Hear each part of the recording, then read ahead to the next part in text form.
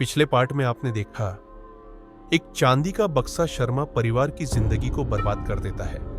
पर उस रात के बाद क्या हुआ, अब वो राज खुलेगा। तो तैयार हो जाओ, ये कहानी का दूसरा और ज्यादा डरावना हिस्सा है। 9 साल बाद शर्मा जी कोमा से उठते हैं। बेड के पास उनका बेटा खड़ा होता है। वो कहता है, पापा, दीदी अब नहीं रही और मां मानसिक अस्पताल में है।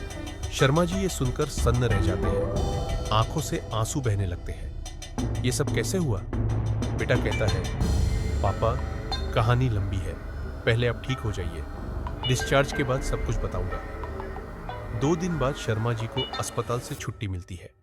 बेटा उन्हें घर ले जाता है, लेकिन पुराना घर अब सिर्फ राख बन चुका था। दीवारें काली, दरवाजे टूटे हुए और हवा में जली हुई चीजों की बदबू। बेटा उन्हें किराए के एक नए घर में ले जाता है। अब मैं यहीं रहता हूँ पापा। रात को खाना खाते वक्त शर्मा जी पूछते हैं, अब सच सच बताओ, उस रात क्या हुआ था? बेटा कहता है, ध्यान से सुनिए। जब आप बेहोश हुए थे, उसी रात घर की सारी लाइट चली गई थी, लेकिन सिर्फ बेटी के कमरे में रोशनी थी। उस बक्से से चांदी की एक अजीब सी चमक आ रही थी। हाँ, वही श्रापित बक्सा। आपको हॉस्पिटल ले जाया गया। माँ और मैं हॉस्पिटल में थे। बेटी घर पर रिश्तेदार के साथ थी। डॉक्टर ने कहा वो कोमा में चला गया है। मैं जब घर वापस आया, देखा रिश्तेदार की लाश पड़ी थी और बेटी के हाथ में था एक चाकू, खून से सना हुआ। माँ डर गई, हमें तुरंत एक होटल में ले गई। बच्चों को सुलाकर कुर्सी पर सो गई। सुबह 5 बजे आंख खुली, बेटी गायब थी। रिसेप्शन जाकर सीसीटीवी देखा। 3:15 पर बेटी अकेले होटल से बाहर निकल गई थी और उसकी आंखों में एक अजीब सी चमक थी। माँ दोबारा पुराने घर गई। लाश गायब थी, घर चमक रहा था। माँ ने बेटी के कमरे का दरवाजा खोला और जो देखा उससे रूह कांप उठी।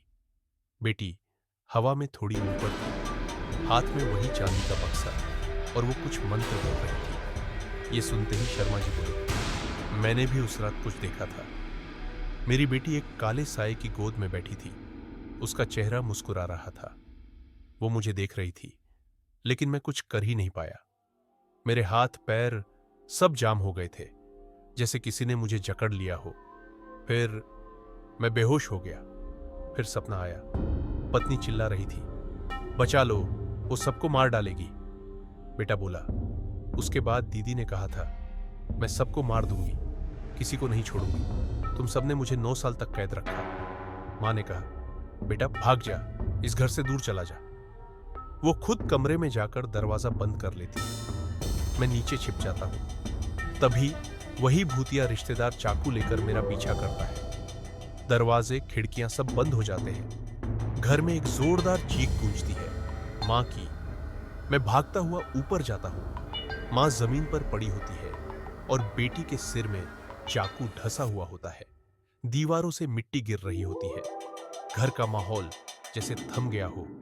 माँ उठती है और कहती है, इस घर से तुरंत चले जाओ, वापस कभी मत आना। मैं घर से भाग जाता हूँ। रास्ते में एक आदमी मिलता है, उसे सब कुछ बताता हूँ। वो कहता है, चलो मुझे उस घर तक ले चलो। जब हम घर के पास पहुंचते हैं, माँ दरवाजे के सामने खड़ी होती है और कहती है, वो वापस आएगी। और उसी वक्त पूरा घर आग में जल उठता है। पुलिस माँ को ले जाती है। मैं एक अनाथाश्रम में भेज दिया जाता हूँ। 17 साल की उम्र में मैं वापस बाहर आता हूँ। पापा की पुरानी दुकान फिर से शुरू करता हूँ। शर्मा जी चुप रहते हैं, फिर कहते हैं, सब मेरी ही गलती थी। वो चांदी का बक्सा अब कहाँ है?